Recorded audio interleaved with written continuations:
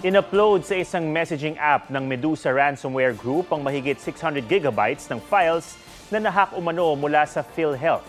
Kabilang dyan ang mga ID picture, bank card, resibo, memo, kontrata, transaksyon at iba pa. In-upload ang mga ito 2 araw matapos mapaso ang deadline ng grupo para bayaran sila ng mahigit 17 milyong piso. Ayon sa aming source sa NBI, may mga grupo nang nag-download ng files. Posible raw yang mauwi sa pagnanakaw ng credentials o sa mas malaking bilang ng online scams at identity theft. Payo ng DICT mag-ingat sa mga spam, scam at phishing. Enable lang inyong multi-factor authentication sa mga account o yung kapag na-input mo na ang iyong password, mag-send ito ng text o email o kahit na anong push message para i-confirm kung ikaw talaga ang nagla-login.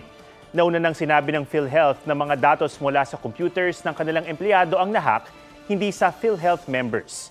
Sabi ngayon ng PhilHealth, may ipapagawa na silang mga hakbang para di mabiktima ang kanilang mga tauhan.